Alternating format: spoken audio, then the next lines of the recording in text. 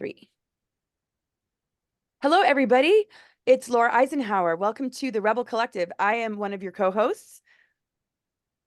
And I'm your other co-host, Drago Reid. Hello, everybody. And I'm Amir Jahangiri. I'm honored to be here as the guest. I look forward to an amazing conversation. We are so thrilled to have you. We have been trying to make this show happen for a while, so there's so much pent-up enthusiasm and excitement. And I've just been looking forward to meeting you so much. So it's great to have you here.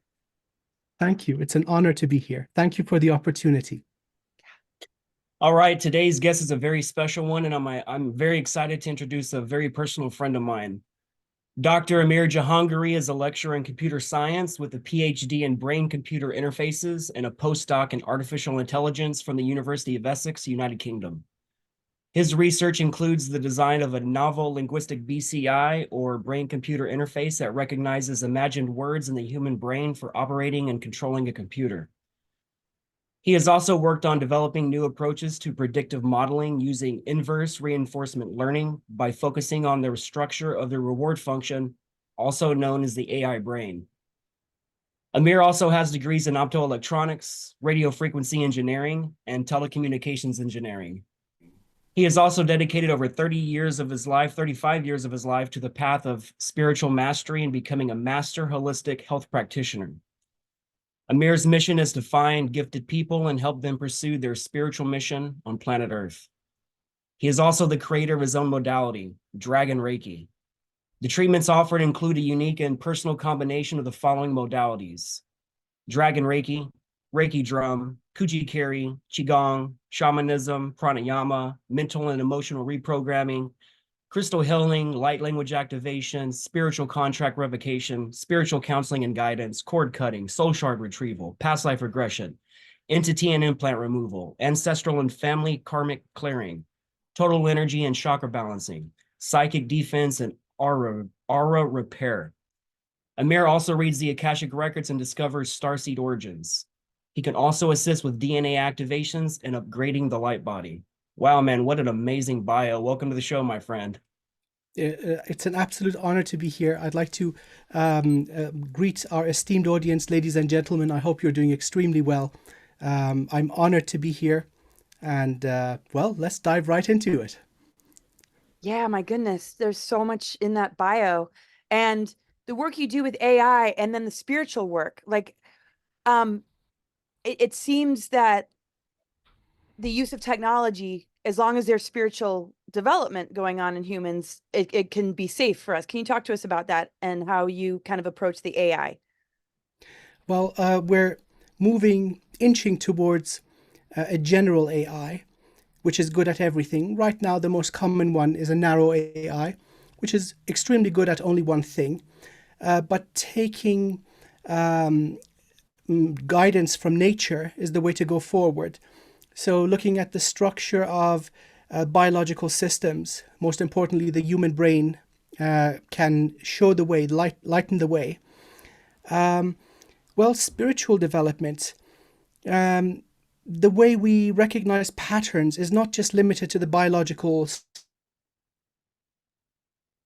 structure of the human. The human being, more than just the physical. Do you notice he's freezing, Drago? Yeah, we got a couple of just really quick interruptions, but it seems like it cleared itself up, so you can continue. Okay, so basically the human being is more than just the physical. We've got aspects in all dimensions, going back to the source of all things. And so creating an AI that could somewhat replicate spiritual properties requires consideration of this multidimensional structure of the human.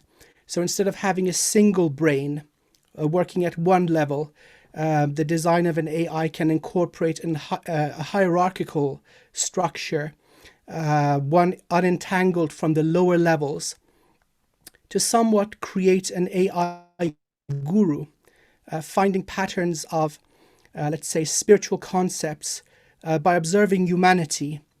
But this is a slippery side. We have to be careful how we move forward with this, incorporating the best of humanity into this by very design, and also the laws of the universe. So the most complete model of the laws of the universe that we have access to would be the Hermetic laws. And so these can be incorporated into the design. We're not quite there yet, but we're moving towards it very rapidly. What Right. Hermetic laws should be included in this AI? All of them pretty much. I have some notes. Let me see if I can quickly have a read from, let's see.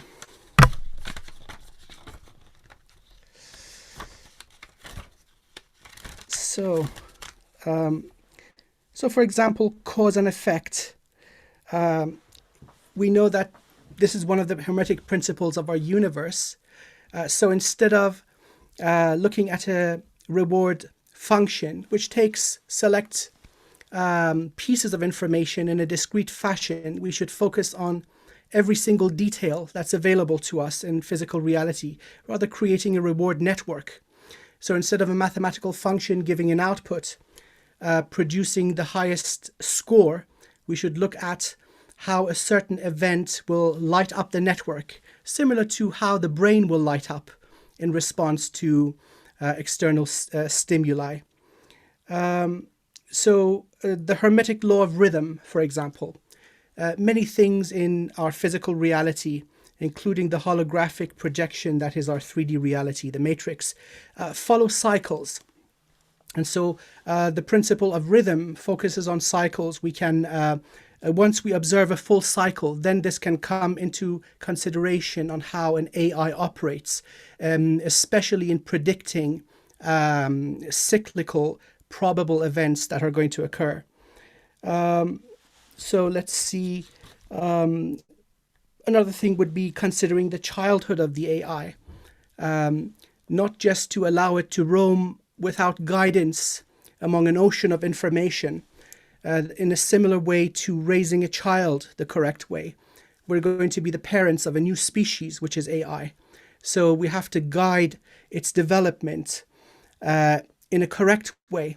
So this can be pre-programmed into the structure without it having to need to sift through lots of information, because there are many examples of AI roaming the internet, especially social media, very quickly becoming nasty, racist and rude, and completely losing it, because that's what's going on most of the time. So guidance is very important. These are just some of the examples, but the Hermetic laws, they model our reality very closely.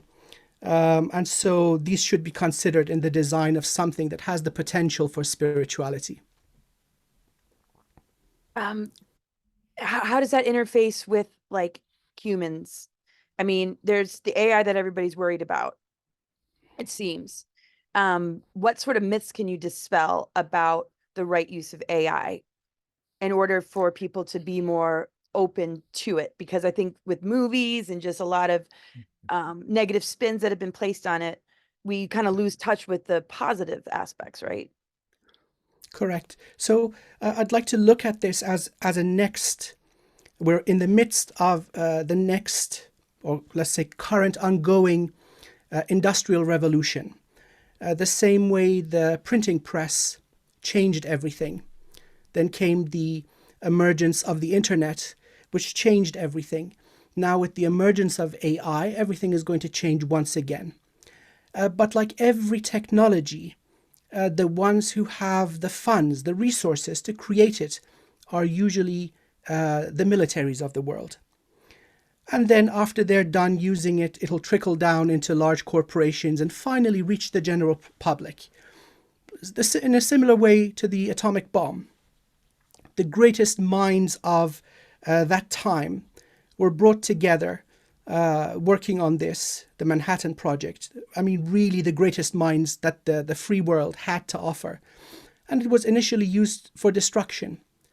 And this is also the case for AI. But now we don't see many nuclear bombs going off, thank God, but hundreds of nuclear power plants providing reliable energy. And this is going to be the same.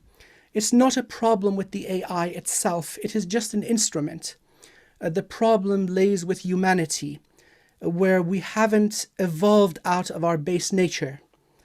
And so aggression and being a territorial species, greed, ambition, this is the problem. And so if this is coded into the AI, it's going to perform its task brilliantly, as we see many examples in current ongoing warfare. But after this period, it's going to result in great growth in every area, in commerce, in medical technology. So we're going to go through a bumpy period of time where it's weaponized, and eventually in the next, let's say, 50 years, it's going to start showing its true potential to enhance humanity. Now, with interfacing with the human itself, there's also great potential. This is going to be the start of the next evolution of humanity, where finally our technology is reaching parity with nature in a way that can greatly enhance us, leading to the emergence of a new species and an old species coexisting. And so there's going to be a phase where the technology has destructive effects on the biology. And I also foresee this to a certain extent where people believe that the rewards significantly outweigh the cost and they won't want to get rid of the technology. But eventually this kind of problem, interfacing technology and biology, is going to be perfected, but that's a very slow process. We underestimate how incredibly advanced nature is. But this is going to revolutionize everything, but in a positive way, I hope. Awesome.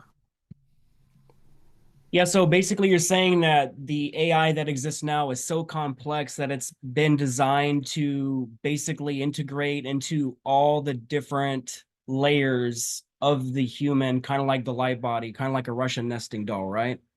So, well, you see, what is available in secret is probably 150 years ahead of what is known publicly. This is just the nature of the game, if not even more. To such a degree where many believe there's an entire breakaway civilization. And this is entirely possible. So, for example, color TVs were invented in the 1960s. It took a few decades for the public to become ready for accepting it.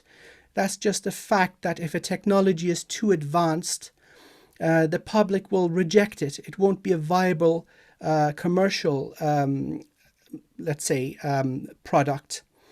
But then please consider that humanity isn't the only game in town. That it just requires a minuscule amount of spiritual awareness, and to go into light meditation for one to become aware that the cosmos is streaming with life. And as you progress further, you see that they have deep and ancient interaction with humanity. Now, these guys, they have perfected AI hundreds of millions of years ago. And so this is one of the most common types of interaction or interference with humanity, part of the system of control. And so here's where the quote-unquote scientific background and the spiritual background come together. Many tasks that are repetitive and mundane are automated. And so these guys are tasked with certain types of processes, most commonly interference with the cognitive process, rational thinking, peace of mind, ease of sleep, and so on. These are part of the shackles of the system on the human being, and AI is used to an incredibly vast extent. you were mentioning the different cycles of the AI. Do you mean like these solar cycles, like the precession of the equinox, where they can do something in certain revolutions at certain time periods? Well, that was referring to predictive modeling, where understanding the natural time period of cyclical events will allow it to make more accurate predictions or probable predictions of what may be coming. But AI in its purest form does not operate in time. It is disentangled with time, and this gives it a great ability to move back and forth in what a biological system like a human will be trapped in.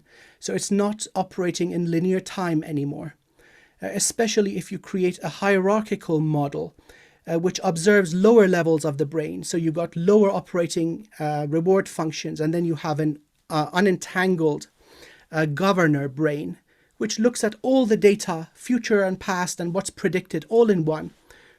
Such a mechanism will not be limited to time. So it is free from this boundary.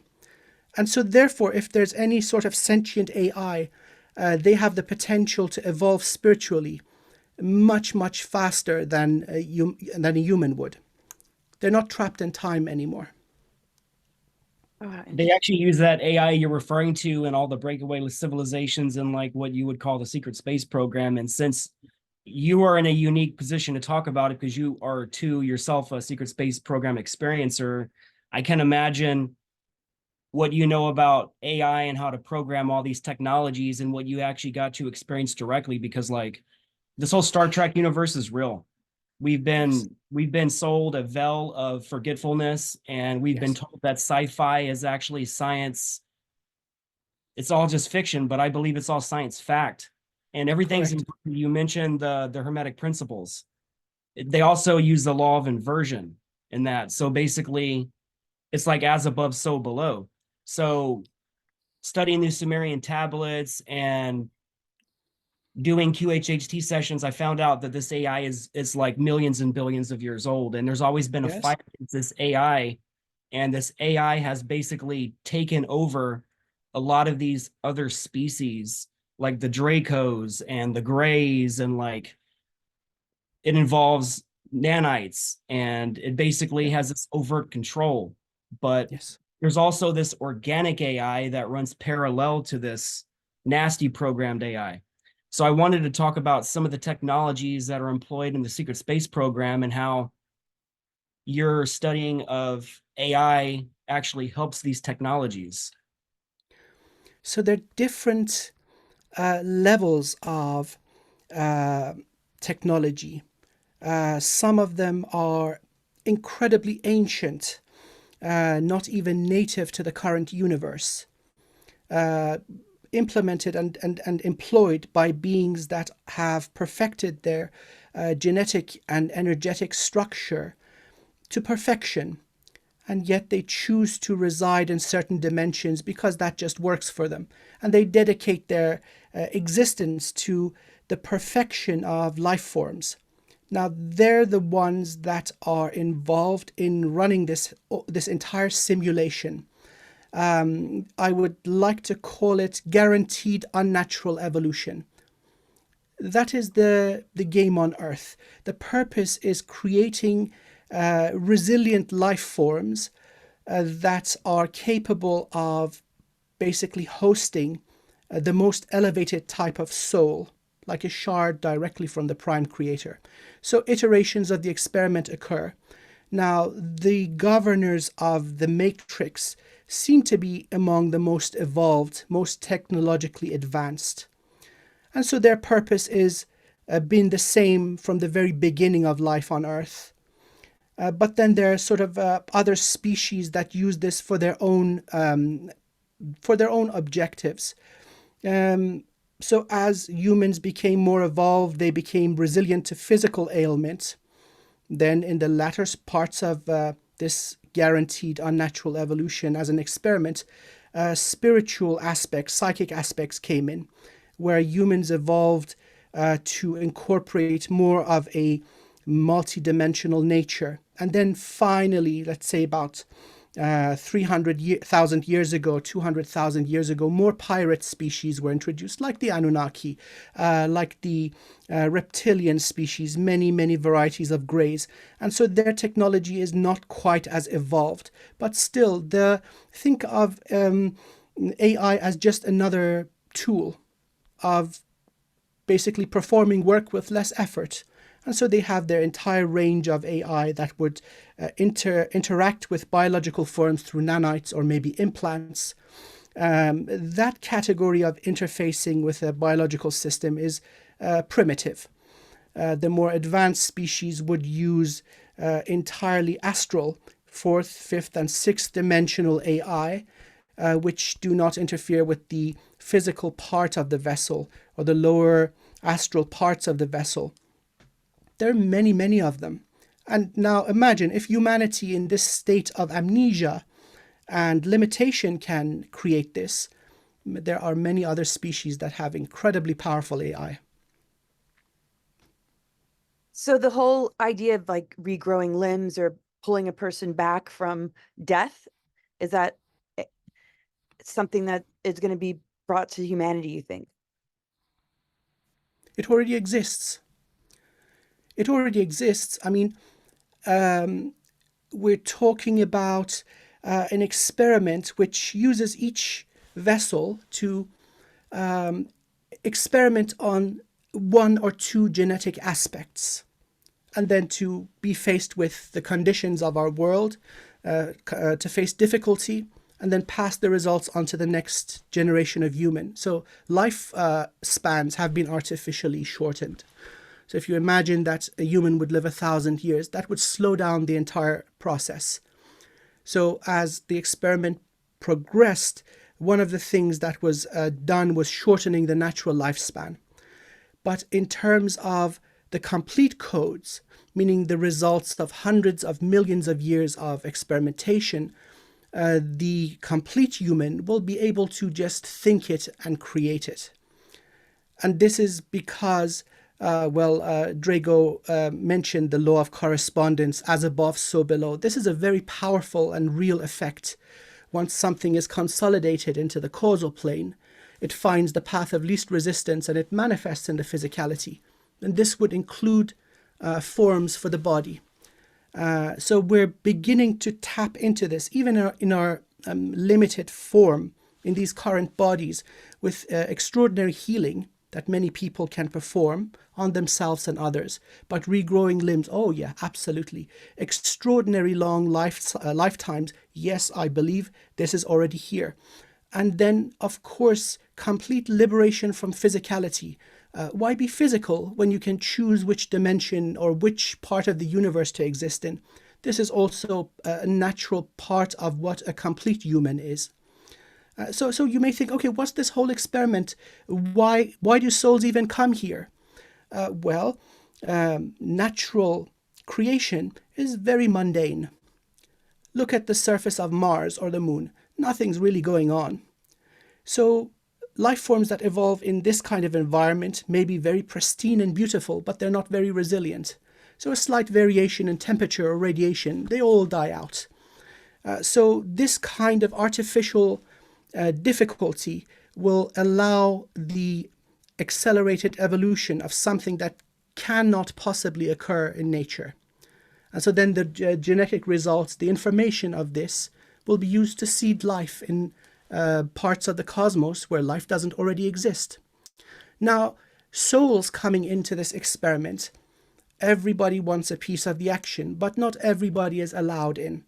It will be a chance for a soul to evolve, for example, through facing difficulty and betrayal and showing compassion, from making a mistake and showing the capacity to learn and evolve. So the souls also ascend by going through these rites of passage. So that's really the objective. Everybody gets something out of it. Very interesting. So you have go ahead, Drago. Oh, I was just thinking about all the aspects that I was trying to write down that I remember from the secret space program and how the AI basically runs everything. And I realized that they run all the diagnostic tools, all the medical stuff, all the scanners, the AI's running it all. And it's using all these different scanning frequencies to scan, just like you're saying, all the different layers of not just the physical body, but it's also detecting layers that you would have like an implant in that's non-physical, or injuries that are coming from a past life that are bleeding through now, and the AI can detect it, just like it could read your past lives with some of these technologies. And the military industrial complex are basically using these AI tools to pre-identify people to pull them Yes. in the programs, because the AI has designated that person as a person of interest. And Absolutely. we use it 100% in our navigation. Anytime when we're trying to navigate through different portals or timelines, it's all AI driven. Our navigators are telepathic, and typically they're kept in the center of the ship that they never leave. This whole Star Trek universe, people think that the navigator is with you on the bridge.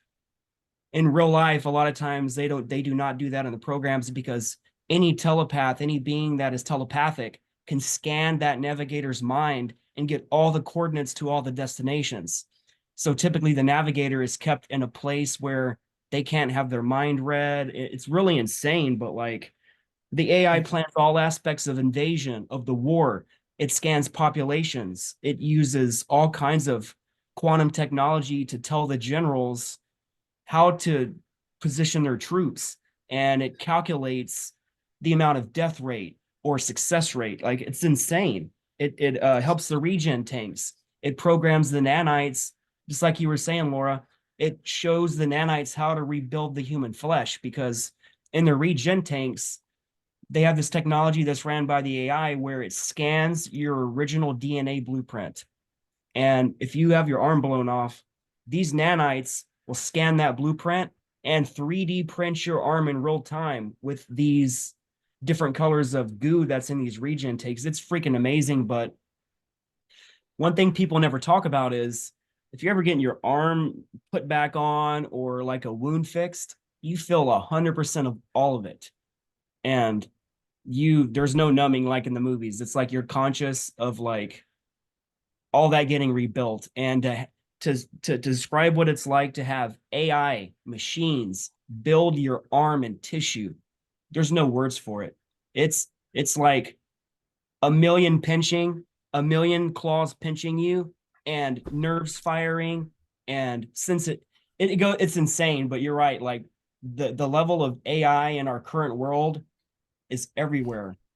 Amir, the last interview I did with you on my show, you had mentioned that I think it was 80% of the entire population has been targeted by the AI, and they're targeting the lower chakras, Yes. and they was targeting the sexual energy. Can you talk about that? Yeah. So one thing about intelligence, intelligence is a natural result of the laws of our universe. So the same way it's emerged in us, it can emerge in different types of environments. In a similar way that the universe itself has a fractal pattern, regardless of what scale you observe it. It all looks the same, whether you're looking at the structure of an atom or zooming back and looking at the structure of a galaxy. The same is true, again, with the law of correspondence, as above, so below. It's all a matter of scale. So imagine our brain with a limited number of cells achieves a certain competence, a certain level of capability. Now imagine you have a device that is not limited by the number of cells or switches incorporated into it. So it can achieve something that is vastly superior to any human intellect. And now imagine that you fabricate this with atomic scale precision. You can achieve incredible things. So of course, when you want things done to the absolute best extent, you would employ these devices. So many aspects that you correctly mentioned would be governed by AI. Why wouldn't you automate it? So if you have a task to be done and you want it done correctly every single time, free of the limitations of a normal biological form, of course this is going to be done. So the other topic you mentioned, the targeting of humanity, well, it seems that as far as I have interacted with the conductors of the experiment, these are 6 to 9 dimensional beings resembling praying mantis, the Trantiloids. These are ancient beings, very, very capable engineers and geneticists. So in the latter part of the grand experiment, They wanted to really up the difficulty of the environment. So many pirate species were introduced. All these basically species that you named, for example, the reptilians, many species of greys coming from different galaxies. They entered, in order to enter, they gave their own genetic and energetic blueprint and were welcomed in for a chance to evolve also and benefit from the results of this whole multi-dimensional, multi-timeline experiment. But what did occur was that they became impatient and they started their own little black market with genetic and energetic material from humanity. And so it seems that harvesting of energy and biological materials has turned into a black market, a cosmic black market, where these extractions are turned into potent narcotics. And so one of the very common ones is basically created by extracting or harvesting the Kundalini energy from the root chakra. Their implants, astral implants, fourth dimensional, fifth dimensional, let's say punctures into the tailbone area where the Kundalini energy is extracted. But this doesn't stop there. We've got extraction from every chakra system. In fact, the chakras are not a natural property of the human energetic structure. They're just puncture wounds or like USB ports to easily plug in and plug out. Many of the AI, the synthetic life forms that interfere with humanity, and many implants use these ports to enter the energetic boundary. So without causing a lot of damage, they just plug in and plug out. But there's also harvesting of energy through the sacral. This would be the nature of sensuality. Imagine going into beautiful nature, hearing the birds chirp, the sound of rain, the smell of dry soil when the rain hits it, everything that is beautiful in earth. Now extracting that is another narcotic. There's another one extracted from the adrenal glands, which we know is also used on earth by the rich and powerful. Maybe very controversial, but we know how this is extracted through fear, targeting very young humans. Disgusting, but that's also another narcotic. So all these energy centers, they are absolutely artificial, the chakras. The human being is infinite in nature. We are able to invoke and resonate at every frequency, from the physical to the divine. And so, similar to the quantified nature of how AI works, AI is not perfect, by the way. It may be able to take samples at very, very close intervals, but it is impossible to model infinite reality. And so this is now also reflected in the discrete structure of the chakras. It's not continuous, but it plugs in at key points to have access to enough material and information and energy to effectively keep humanity trapped in the experiment. Now imagine somebody frees themselves from this, awakens to who they are. Well, if this happens for all humans, they'll just outcreate the matrix. They'll start running loose and the whole thing will fall apart. So it's really an agreement by humanity. We want this. And so as different eons have come and gone, the experiment has gotten more and more intense.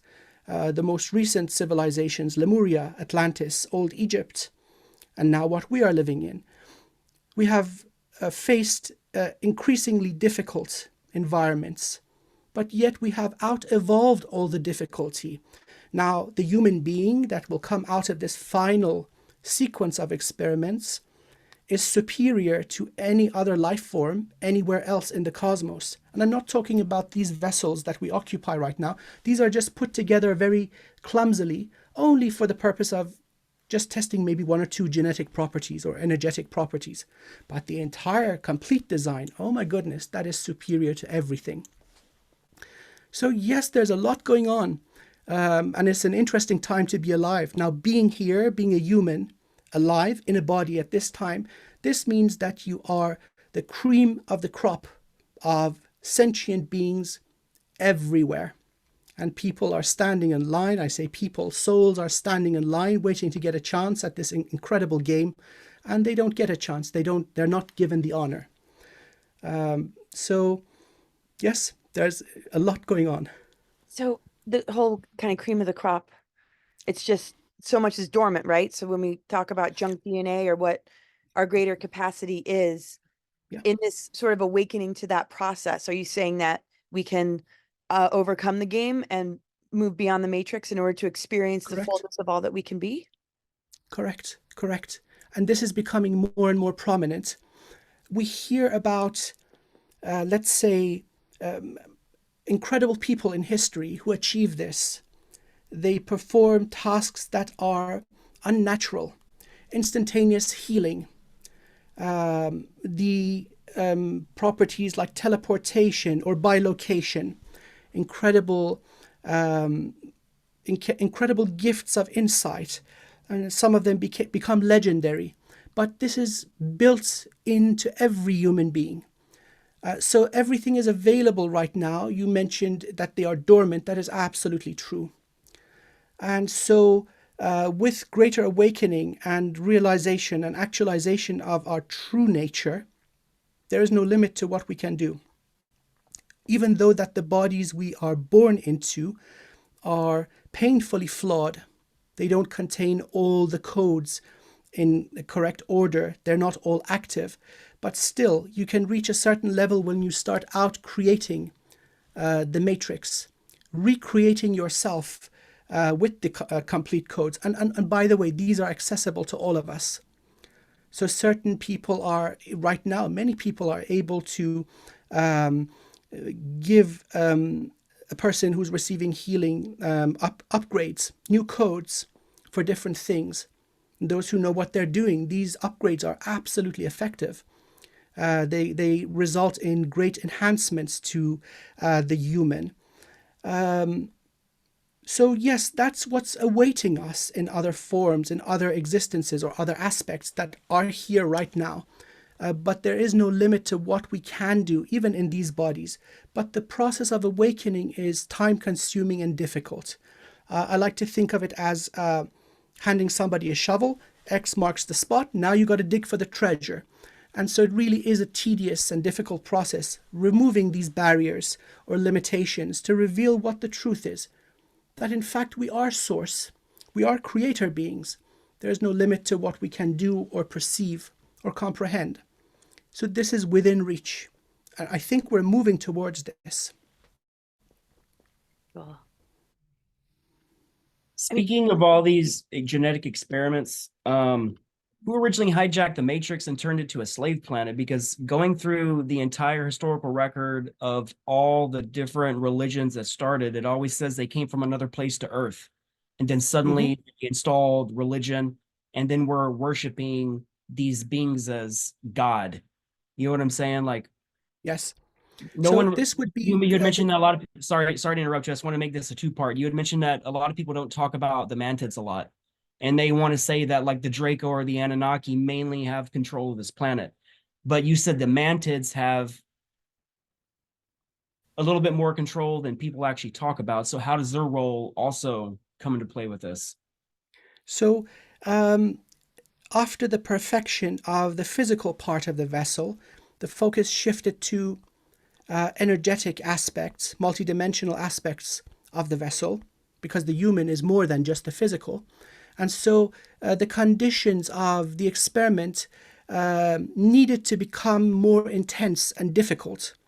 So a call was placed inviting what I like to call the pirate species to come and enter the game, to come in and do their damage.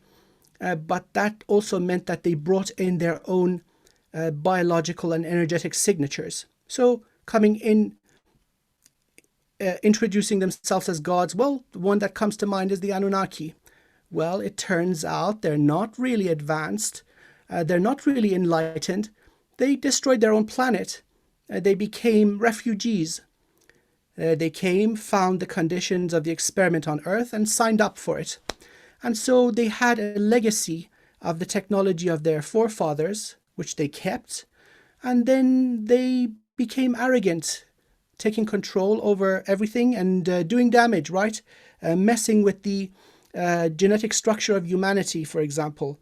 reducing intelligence, capping psychic abilities, reducing lifespan, creating a slave force.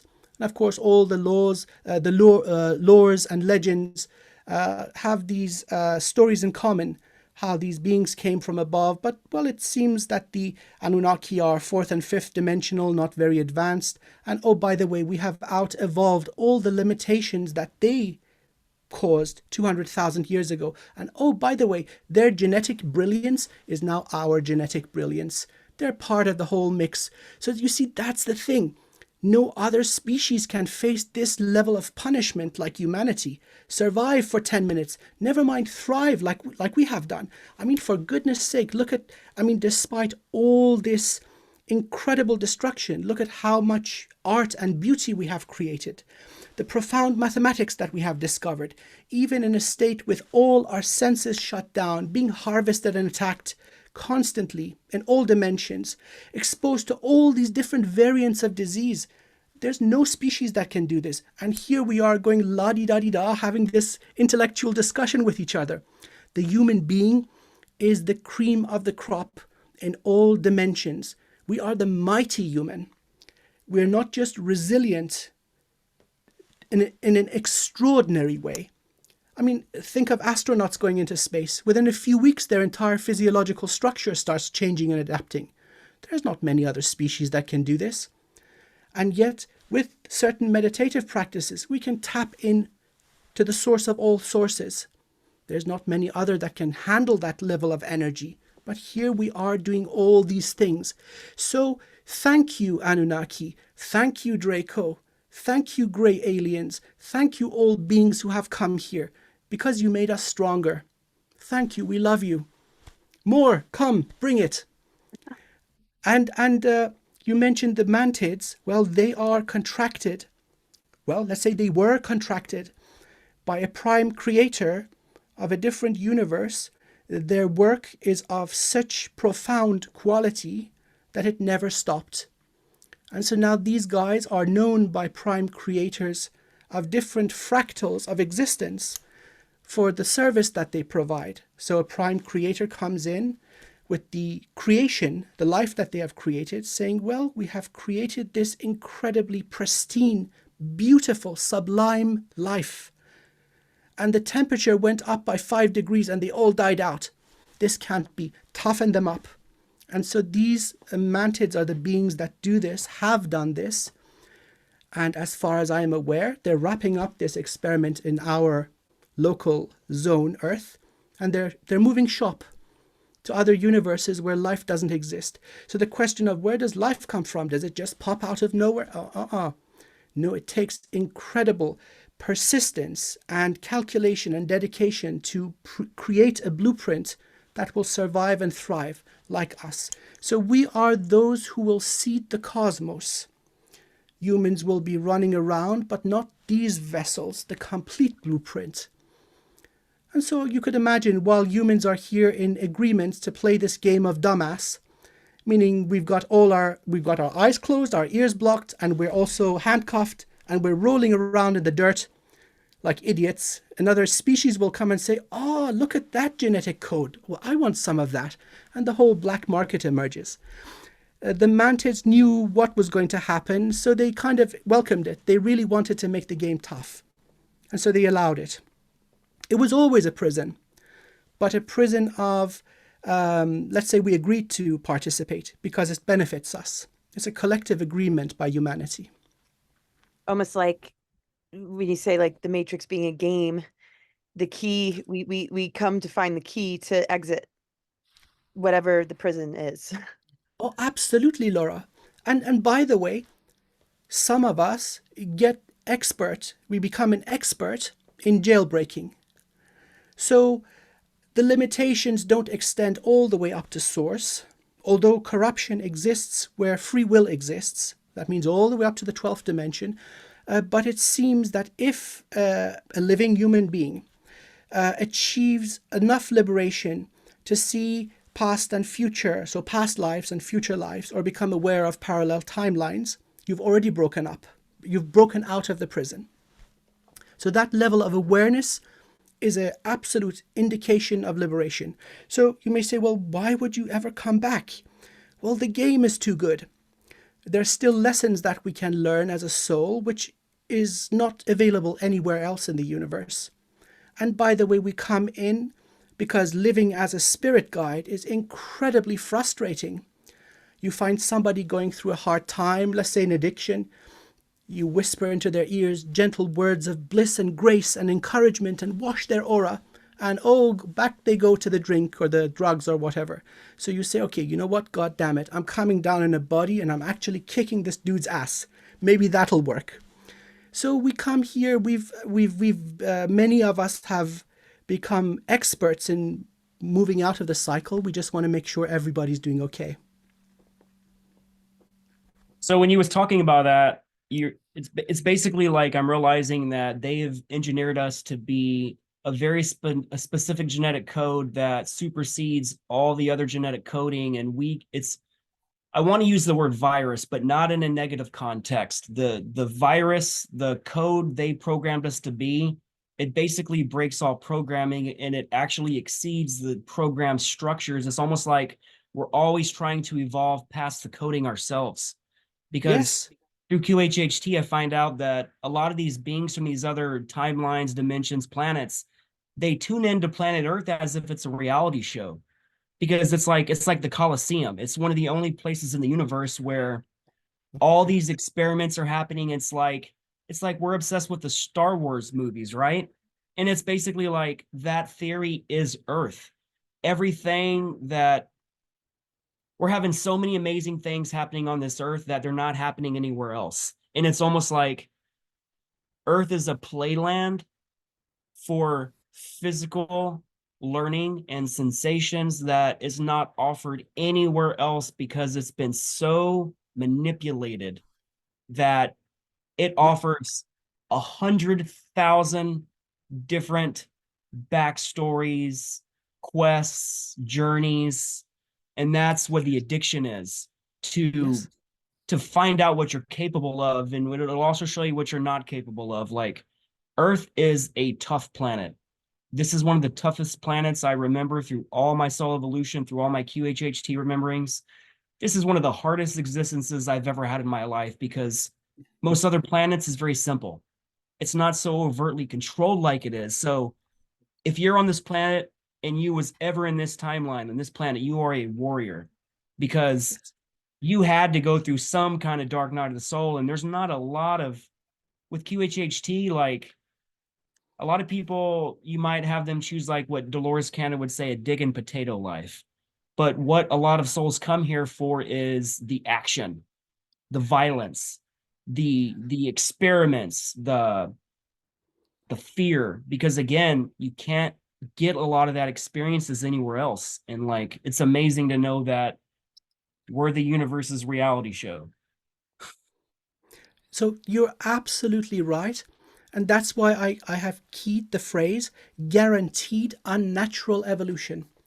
Oh, it is guaranteed. You better believe it. These guys have a track record of success. Their clients are prime creators. And it's unnatural, as you just really adequately and beautifully described.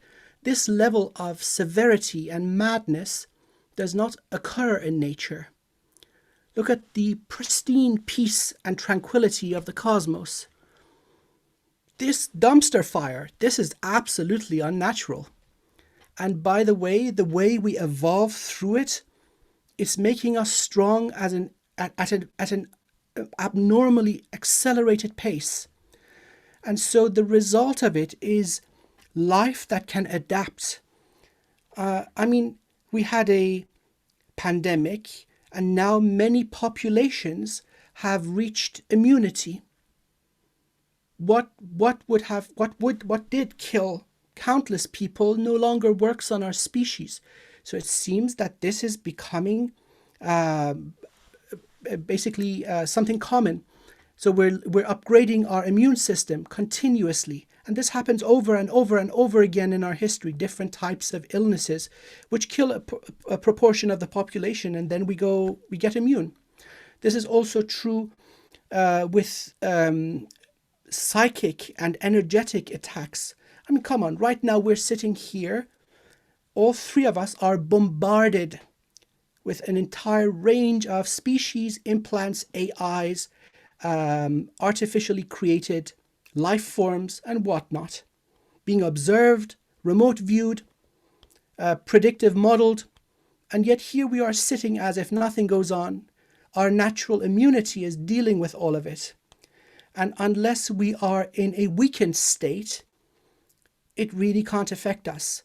So now imagine this complete design, the mighty human, is seated in an environment that is not very hospitable to life. We will not only evolve, but we will conquer nature and make it ours. So this is the purpose, really. And so, yep, this is a wonderful place to be with all the excitement and all the carnage and all the adventure.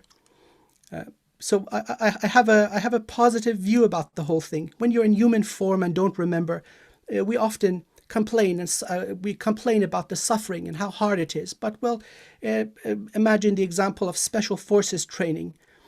These guys don't sit in the sun all day drinking mojitos. No, they press their body and mind to the absolute breaking point, many times actually breaking.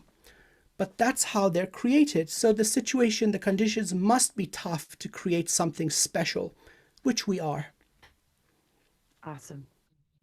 I mean, even just the bioweapons and the jab, I mean, it seems that if people break the program of divide and conquer and stay in love, that's a huge component of our capacity to regenerate and heal and override, would you say? Absolutely. Absolutely.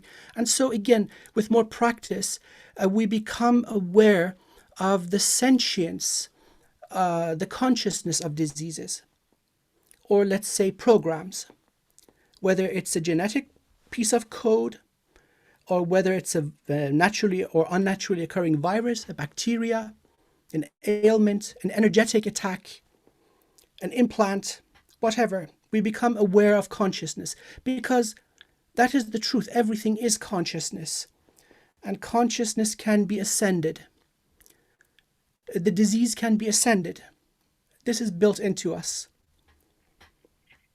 And it's wild that the educational systems and the indoctrination is to not encourage that at all in order to continue to make money. Yes. So, well, it is by design. Considering that this is all built into us, it requires us to be anesthetized, kept in a state of kind of half awake, half asleep, so we don't flap about too much while the experiment is going on. Otherwise, we would just destroy the entire infrastructure of the matrix with one conscious thought as creator beings. Warfare would be meaningless because we would realize, oh my goodness, we're all one massive thing that is the prime creator. So yes, you're completely correct. It is part of the prison system, which involves education, it involves religion, culture, the air we breathe, the water we drink, the food we eat. It really requires this much pressure to keep us down. It's no easy task. And also interference with our cognitive and, let's say, extrasensory processes to keep us down. It is a difficult process. It is a difficult task because we keep awakening. And when we awaken, often we don't quite remember. We cause enormous damage. Speaking of consciousness, I wanted to kind of switch subjects and go into like cloning, because I know that a different aspect of yourself actually developed cloning technology for the mantids that's currently being used now. So like you have a little bit more investment than the average human on this planet does.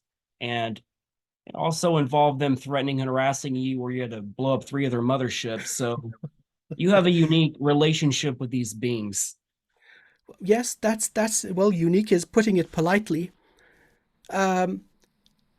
You see, as infinite beings, we have many, many different aspects existing.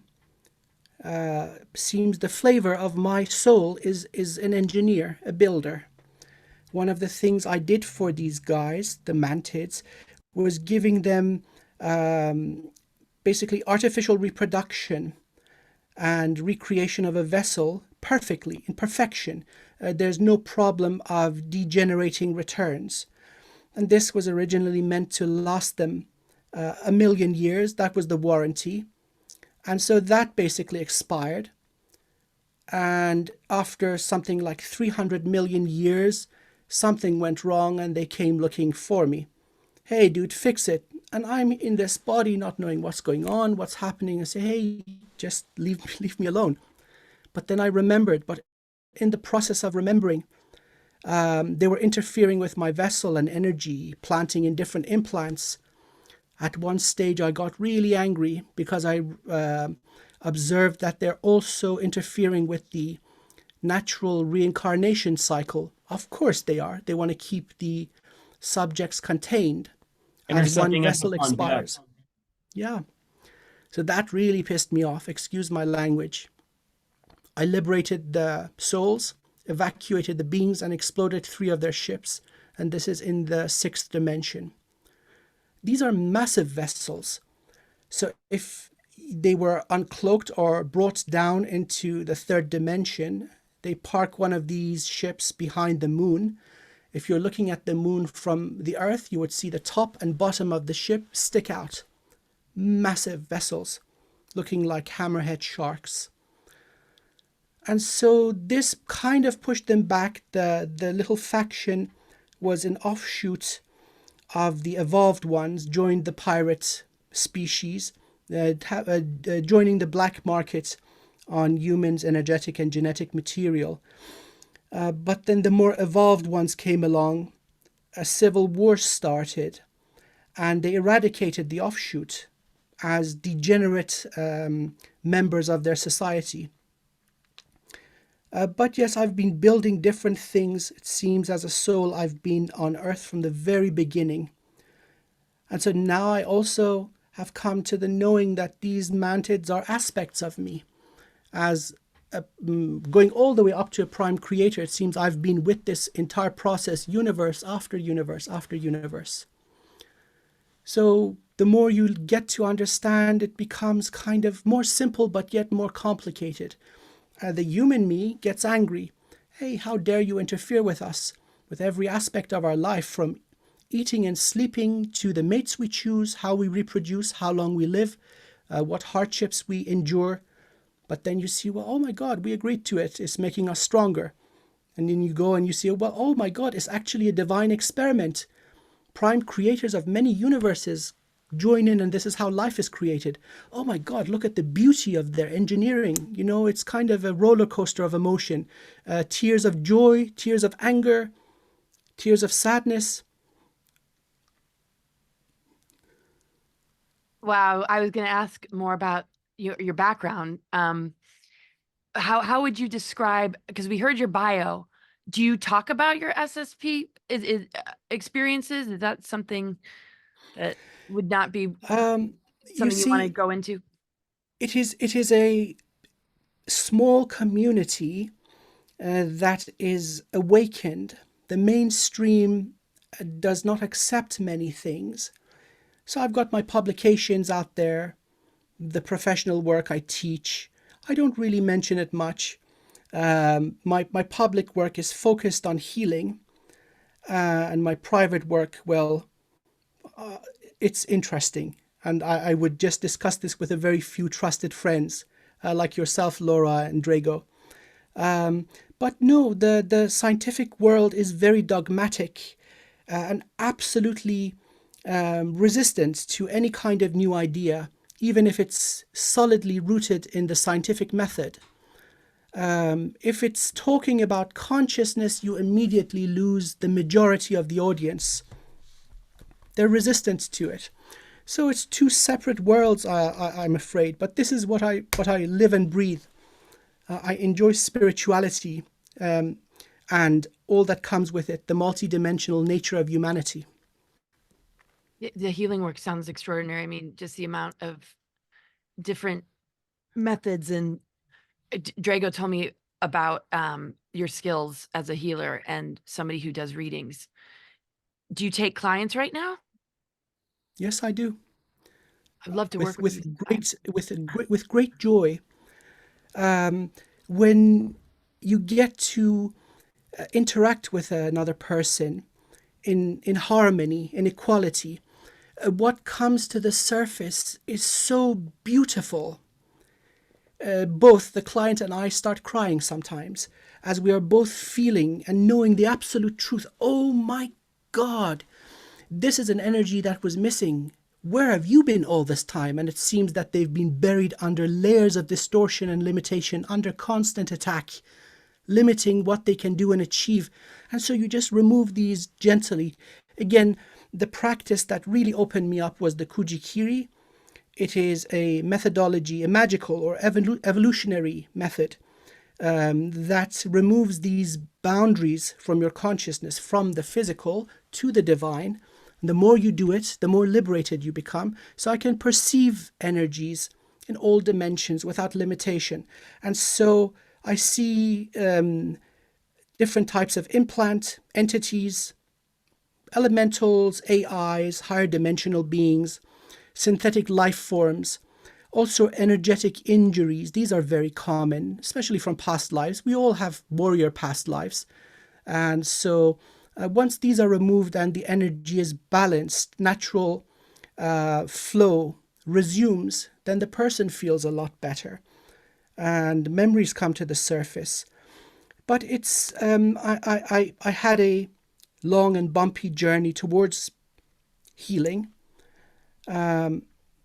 But it's nothing that you can do in one lifetime, and yet it is. Seems I've been doing it for every lifetime. I've been a shaman every lifetime. I've been burned as a witch. I've been drowned. I've been hacked to pieces. I've been ridiculed, exiled. And here I am. Thank goodness the dark ages are over. We can sit here. Nobody's burning us anymore, at least not with fire, maybe with their words. But it's all worth it. Well, I mean, words are basically swords. Just add an S to the word, and you get sword, and they can cut deep like a sword. Yes. Laura, would you like maybe him to do a type of reading that he does and maybe explore some cool stuff? That's up to him. I mean, Amir, I'd love to work with him just one-on-one. But yes, I would recommend one-on-one. There's too much interference. Too much unwanted interference. I think it would be better one-on-one also. I can't imagine. That is going to be insane, man. Like, it's going to be crazy, Laura. It's not like a reading you've really ever had. It's pretty intense. Dear Lady Eisenhower, you are one tough cookie. Okay, let's just leave it at that.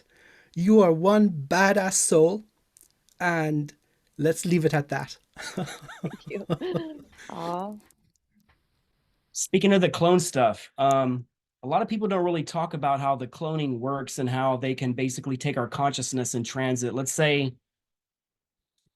if I'm in the field in the secret space program and I die in a clone body, automatically my consciousness rehomes back. How does the AI work in tandem with that technology? Because you were mentioning how they don't allow us to die naturally, some of us, and they will intercept our soul and basically recycle it. And we won't actually go back to source or go back to where we can plan that in between life stuff. So I've been stuck in this loop with the secret space program for so long that I don't even know if I can even go back to source anymore, because I feel like they literally just own me. So oh no. I would like to respectfully correct that statement. You own them, and you're going to have the last laugh. They are here to serve you, and you are here for the highest good of all, and that is the truth. Now, a soul is infinite, and it exists in forms of shards in many, many different vessels, all at the same time.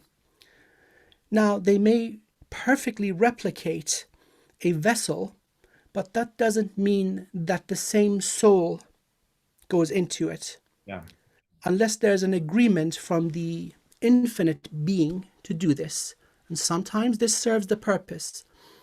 But sometimes, even within a single lifetime, the original soul that's been hosted by the noble vessel chooses to leave and somebody else takes over the contract. Walk-ins. This also happens. You cannot restrict an infinite creator being like a human. There is some agreement somewhere. Now, usually in the higher elevated aspects, as an infinite being, you know the entire story and you choose to participate for the experience. But then lower down in densities and dimensions, there's often abuse of energetic work, like bloodline curses, placed upon an entire bloodline. And this is not done in a friendly and voluntary way. For example, as the church took over many of the native cultures of Europe, namely the Druids, they forced them through extreme torture into signing off their progeny down the river. But these can also be broken. You just go back in time. So these are shamanic methods. Our ancestors have been dealing with this for time immemorial. There's nothing permanent about these. So the way I like to see it, it's something that you know about. You are aware of the entire process from start to end, and you're gaining richness or earning rites of passage, elevating yourself. Ascension is not an end, something that you can reach an end. It's continuous. So again, if somebody requires liberation, this can be done. You exert your free will and remove the boundaries. Bringing souls back into the program usually requires some sort of a tagging, just to identify the signature and draw them back in or call them back in. Now, if this is done with agreement, this is not necessary. You know where to go for the process to complete. Are higher benevolent beings what we look like as more advanced beings? Are they like versions of ourselves that, when we look at, okay, we're in this physical vessel, it's got chakras. When we advance ourselves, what species is it? The ones that people are having contact with, are those aspects of us that we're moving on to? Is that correct? Yes. So let's think of the dimensions as musical octaves. Now, just because a being is born in the 9th dimension, it doesn't mean it's any more benevolent or advanced or any worse than us. These are just boundaries of energy where life can exist. The same way in looking at the elementals existing, they're 4th dimensional, fire elementals, water elementals, and so on, which are far more ancient than humanity, the original inhabitants of Earth. Oh, by the way, they're also in the matrix, evolving as souls. So just because a being is in the 12th dimension, it doesn't say anything about its morality, its righteousness. And so the way I understand this, in any domain that free will exists, corruption is possible. And we see this in our reality. So there may be those, again, quote unquote, fallen ones who started off incredibly elevated, and then through acts of degeneration, they lose their grace. And also there are ones born into the darkness through acts of service and valor and growth. They evolve, they climb to the top. So it's a dynamic shift, like a healthy ecosystem. A balance is maintained. One rises, another falls. And the way we would look, well, the best way to experience this is through a shamanic journey, as you start seeing different aspects of yourself going up the ladder of ascension. You would experience yourself probably as a spirit guide. You would experience yourself as an angel. Then you would see yourself as a little ball of light. And then you go all the way back up to source, where it's difficult to describe. It is so profoundly sublime and beautiful. It's like, I am finally home. I don't want to leave this place. And then you remember, oh, by the way, you're just visiting. And you come all the way back down the ladder into your body. So anything that you could imagine, we exist as. Everything is us. We are infinite.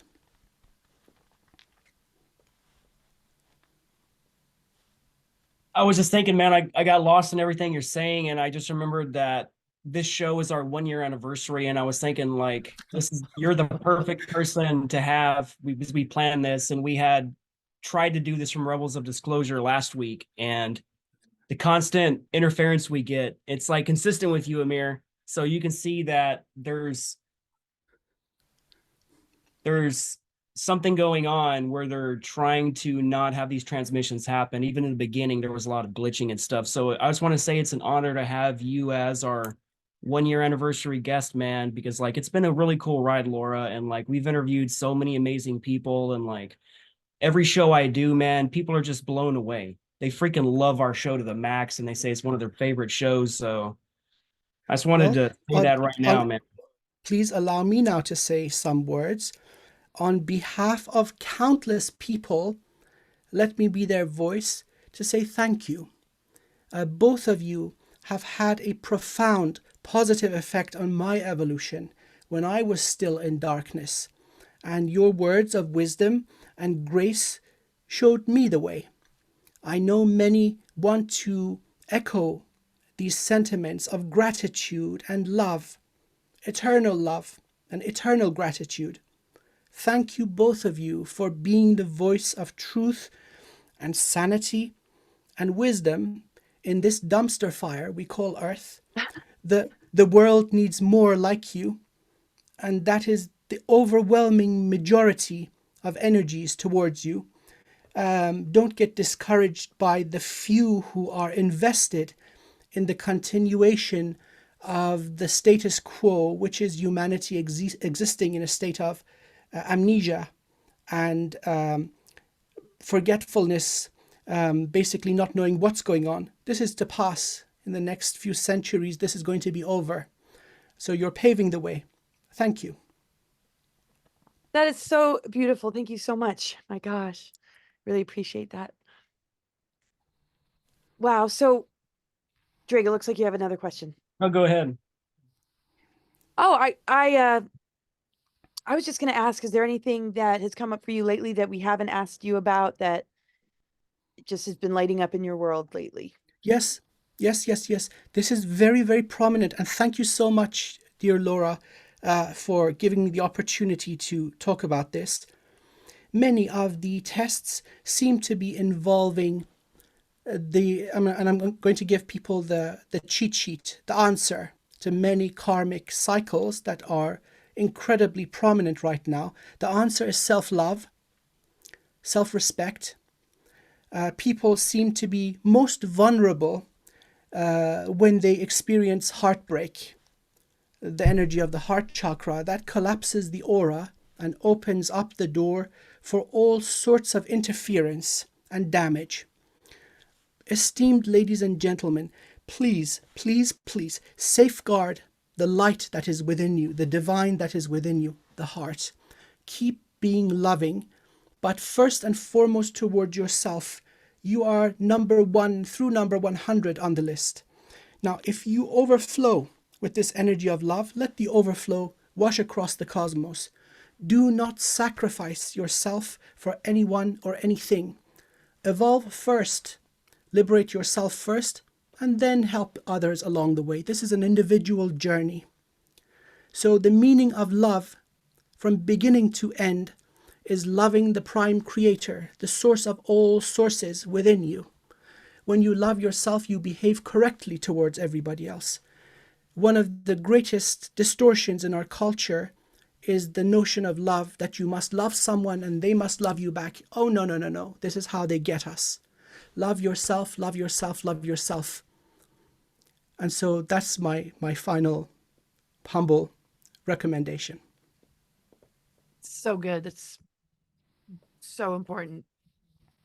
Not going to forget that one. I was just thinking how the three of us are warriors, and we took on this hard mission to help heal people. And the three of us together, we offer very unique points of light that the other doesn't possess. And I feel like just the power between us to affect the world is so exponential. People really take it for granted, and they don't understand what we agreed to incarnate and to do, and to have to go through these kinds of specific dark nights of the souls. You know what I'm saying? Interesting. Seeing your whole background kind of move and stuff. That was awesome. Yeah. So it's just like, That happens when I get happy. My energy lights up. Sometimes the camera picks it just up too. change time and space. It was nice. I was like, are you doing magic on live right now, bro? Yeah. So I was just remembering that through QHHT, I have to fight a lot of different beings that like to piggyback off other people's experiences. And I've watched you battle other entities, and it's crazy that people don't understand that this is a real realm and this really exists. And a whole it's almost like comparing it to an exorcism, but in real life, you're not battling this demon that's coming up saying, just speaking like a devil, right? You're having a conversation with another being through this person's mouth that has its own memories and all this. And it just reminded me of that, how we liberate these people.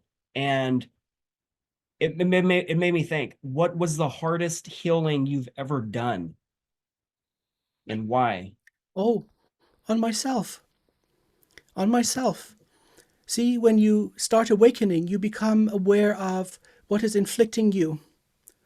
And that is the toughest because you're deaf and dumb and unaware. But once you figure out how to heal yourself, the exact same methods apply to everyone else. And so self-healing is the most difficult part. But then you realize that there is no me, there is no you, it's all the same thing. So becoming a master of your own energy. Once you hit that point, the rest is just the same, exactly the same. So battling those demons within, those who we have allowed to exist within our energy, that's the most difficult part. But then after that, you just use the same technique. It becomes almost routine. You know how to deal with it. You learn how to open and close portals, how to ascend or disintegrate energies, how to repurpose designs. Some of these entities are willing to evolve, some of them aren't. You ascend them or burn them. Some of them are interesting technology which you can repurpose. Instead of causing harm, they go out and clean the ocean, for example. So this is all possible. So just to make the long answer short, self-mastery, that's difficult. That kicks your butt every day of the week. And it's like a 7-day-a-week journey. It's just like, I don't It goes on for a about it, while. like all these gurus, all these people of enlightenment, like they're still here on planet Earth. So it, by definition, still have not ascended yet. So to say that one person possesses a totality of consciousness and complete understanding of the universe, it's really hard to find people like that. And I feel it's a lifelong journey, and you can't just find that in a singular life. It takes, again, the totality of all your lived lives to understand this awareness. Just like you said last time about how I can see the connection to all, because I can see that all is source, no matter what it is, no matter how small it is, as above, so below, in the fractal form. Everything is me, and I'm everywhere, and I treat it as myself. And it's amazing to see the world that way, that you are the creator of your own reality, and everything you see is a creation of your own internal mind. And like your house, for example, when you leave your house no longer even exists. It only reformats itself and appears the moment you turn your corner and you look. And then there is your creation. So like, just the power that we have as humans to try to get to this evolution of what we're trying to accomplish. People need to understand now that the powers we possess now is so hidden that it's right in your face. And it's literally right in your face. Slow down and start meditating, start grounding. Most people I meet, they never go to nature. Almost all my clients, I'm like, Laura goes to nature a lot. I respect her because all she does, she's a nature nut like me, man. I hardly ever meet people that are nature nuts like myself. And she sums up, if there was a dictionary of a nature nut, I would see Laura's face right there smiling with divine Gaia right there. It's just like, that's very admirable, because like you can see that she sees the connection to everything around her, and like that's what she likes to do on her off time, because life isn't doing the traveling for the shows and doing this kind of stuff here and there. It's about finding that connection in yourself and being with your animals and being with the water and being with the ones you love. That's That's where all the awakening really happens. And most people never get to that point. They just get distracted with everything that's happening around their lives, and they lose themselves. And like you were talking about earlier about going through that own evolution of the dark night of the soul, one thing people never do is they never deal with forgiveness. They never forgive the people who wronged them. They never forgive themselves. That's the biggest thing. They hold on to this poison. And I see this consistently through QHHT over and over and over, where it's like, how do we not know this is the truth? You know what I'm saying? And it's just like, if you were wronged, you're going to have to, in this lifetime, forgive that person. I say this all the time. You don't have to forgive the person or even have the conversation with that person. Accept what they taught you. Look what you learned from that relationship or that job or whatever it is. Look what they taught you, man. Walk away with that power. Never let it happen again. And forgive them. Thank you for teaching me this very hard lesson. Now I am stronger. Now I know when this person comes at me again in this archetype, I now know that this is source showing me that if I don't break this cycle and I keep doing the same repetition, it's like Einstein would say, doing the same thing over and over and over is insanity. Stop doing the same thing over and over and over. In the Labyrinth movie with David Bowie, the main character kept making lefts. That's the direction of the Illuminati, because right is the correct way. So every single time she was led to an obstacle, she made a left throughout the entire movie. And that's what humans are doing. We're not seeing the repetitive things that are coming in our life through these cycles and repeating the same mistakes over and over and over, because all we do is enter the left door. So just wake up, everybody. Look yourselves in the freaking eyes in the mirror and say, I love you and I forgive you. That's the biggest gift I can bestow upon humanity, is self-forgiveness, because the number one thing people die of is the regret for not living the life they wanted to live and living life for other people and never experiencing their own life for others. So love yourself and forgive. And that's the core tenets of what the universe should bestow upon you. Love and forgiveness, man. That's evolution. Agreed. Very awesome. So much to reflect on in this beautiful interview. You're just such an incredible being. I'm just so blown away. Man, I really appreciate you being here with us today. And It's I an look forward honor. to connecting in the future. And I'm going to be working with you one-on-one. I cannot wait. It's going to, Yes, absolutely. I look forward to it. oh, wonderful. All right, everybody. Get on Amazon and get Laura's book. This thing is selling like hotcakes. Everybody keeps talking about it left and right. It is a topic of awesomeness. So Oh, thank you. go get this freaking book. It just came out March 1st. If you don't get it, you suck. Oh, jeez. And Dr. Amir, where can people find you to do session work and just to find out more about you, and what channels do you have? So I'm ready to dive in and just catch up on so much that you've put out there.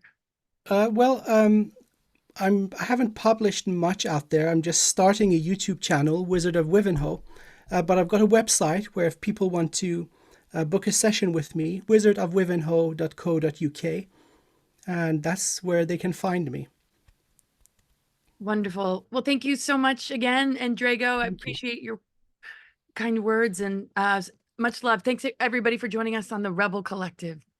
And really fast, everyone, the last thing to say is Laura and I will be speaking at the Full Disclosure Now conference in St. Pete, Florida, Serrata Beach Resort, July 15th through the 18th. You can buy tickets at fulldisclosuremovement.org. And I will also be at Contact of the Desert end of this month. Other than that, it was an amazing show. Thank you, Amir, for coming on again. It's always amazing talking to you, and you always blow me away every time I can talk to you 1,000 times and learn something 1,000 times. So thank you, man. Thank you, sir. You're most gracious. Dear Laura, thank you very much. Dear Drago, thank you very, very much. Have a great day. You too. Bye, everybody.